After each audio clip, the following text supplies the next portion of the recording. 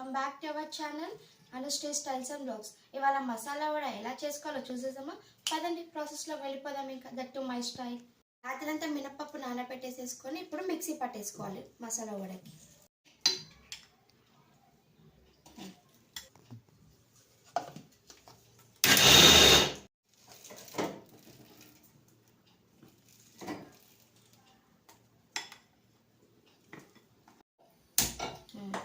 మనం ఇప్పుడు oil heat చేసుకోవాలి. అప్పటిలోపట ఇందులోకి ఆనియన్ మిర్చి కలిపేసేసుకుందాం.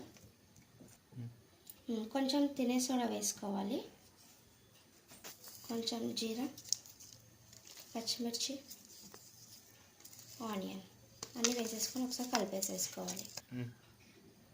కొంచెం సాల్ట్ వేసుకోవాలి. అన్నీ ఒకసారి ఇలా కలిపేసేసుకోవాలి. ఇంకా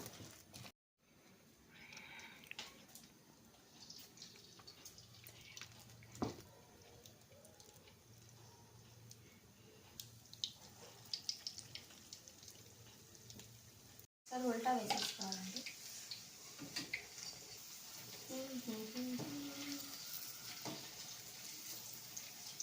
ఇలాగైతే చట్నీ ప్రాసెస్లోకి వెళ్ళిపోదాం. పోపు పెట్టేద్దాం చట్నీ. ఇంకా చట్నీలోకి వెళ్ళిపోదాం. ఇంకా మనం కొంచెం కొబ్బరి,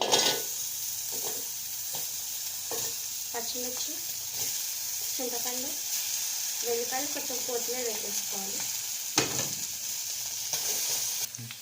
కొంచెం ఆయిల్ వేసుకోవాలి. కొన్ని పల్లీలు కూడా వేసేసుకోవాలి. పల్లీలు, కొబ్బరి, పచ్చిమిర్చి, కొత్తిమీర, కొంచెం ఎల్లిపాయలు, చింతపండు వేసేసుకొని ఒక్కసారి మనం కలిపేసేసుకోవాలి. ఇందులో చట్నీ ప్రాసెస్ అది. కొంచెం సాల్ట్ వేసుకోవాలి, కొంచెం జీలకర్ర వేసుకోవాలి. తర్వాత మిక్సీ పట్టేసేసుకోవాలి అనేది. ఇంకా ఫస్ట్ జీలకర్ర వేసేసుకోవాలి. కొంచెం జీలకర్ర, కొంచెం ఎండుమిర్చి వేసేసుకోవాలి. అలానే కొంచెం చిక్కడి పసుపు,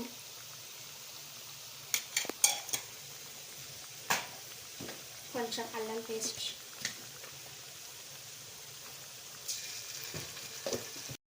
కొంచెం కొత్తిమీర వేసుకోవాలి.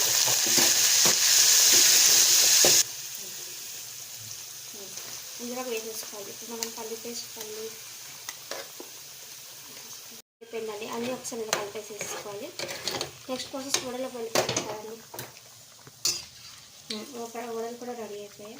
మనం ఒక ప్లేట్లోకి తీసేసుకుందాం. వడలు అయిపోయాయి కదా, మనం ప్లేట్లోకి తీసేసుకుందాం.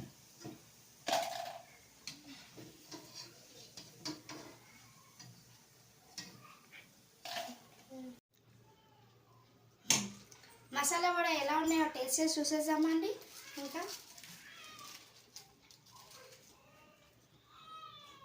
వావ్, చాలా సూపర్ టేస్ట్. ఒకసారి మీరు వీడియో ఎండ్ వరకు చూడండి. And like, share and subscribe to our channel. నాకైతే చాలా బాగా. ఒకసారి మీరు కూడా ఎలా వచ్చాయి ట్రై చేసి చూసి కామెంట్ బాక్స్లో కామెంట్ చేయండి. Okay, bye bye.